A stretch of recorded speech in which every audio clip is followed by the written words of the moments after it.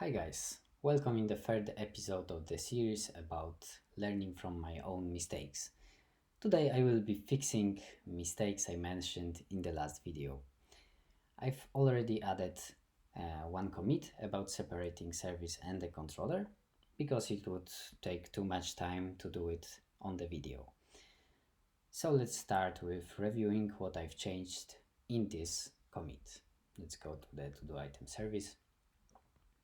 And as you can see now let's hide it. Now the service has appropriate service annotation instead of REST controller. Uh, Also, I've moved all mappings to the controller and changed return type of methods to do item.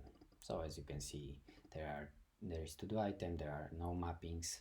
All of it, all of that is here in the controller. And here we also have response entity object, which was before in to do item service. So there are still a lot of mistakes, for example, returning null values, like here, null values in the methods where there are optionals, which is not correct. But let's not focus on that for now. The purpose of this commit was to just separate service and controller. We'll be fixing other mistakes in the next videos. So now let's fix some other mistakes. Another problem I've mentioned in the last video was about dependency injection type.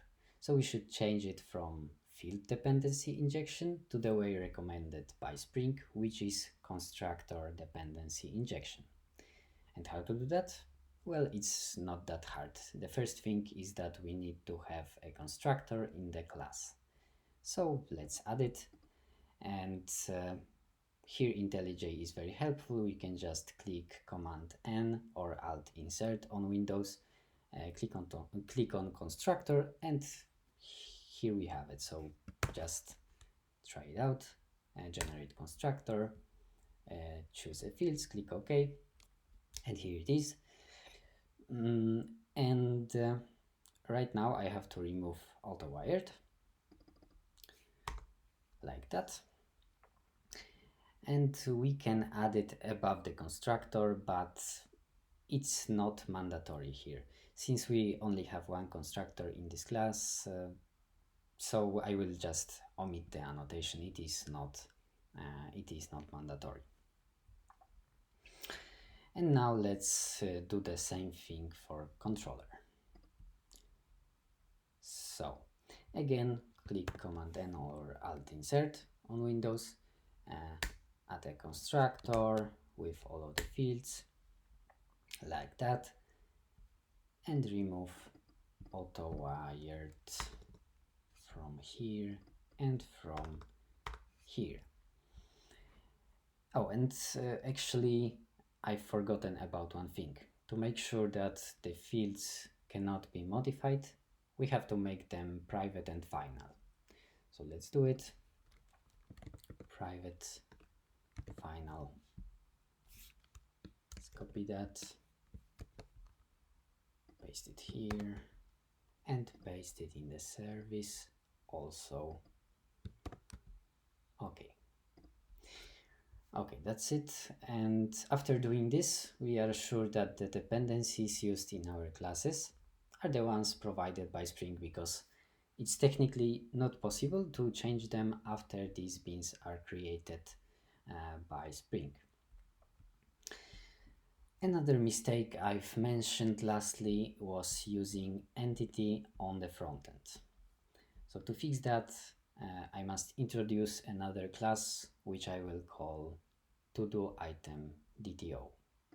So let's add it, new Java class, to-do item DTO.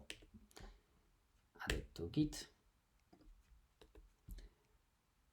And for now, it will have the same fields as to-do item. And right now you can think, okay, then what's the point of doing that? Well, I've told something about it in the last video. Basically, it kind of isolates front-end related code from the backend, so that changes made on the backend part do not influence the frontend, and other way around. These things are just separated by doing that. So going further, let's add a non-null annotation on the ID field, and I will add a few annotations here, like no, not non-null, no args constructor, no args constructor, required args constructor, and all args constructor. Also, I will add getter from Lombok, which will create getters for all of the fields.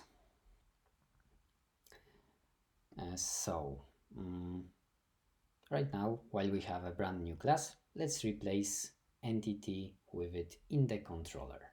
So let's go to the controller. And the first thing is to change type of arguments in the methods to the DTO. So this argument should be to do item DTO, this one 2, and this one 3. Okay. The second thing is to specify what type of object the response entity returns.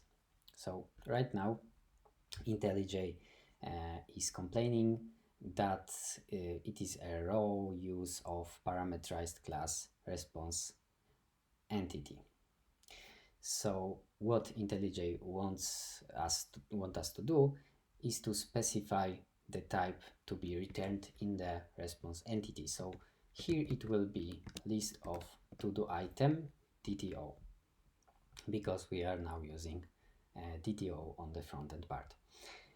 So it will be to-do item DTO here, and it will be also added. It should be also added here and here and here, like that.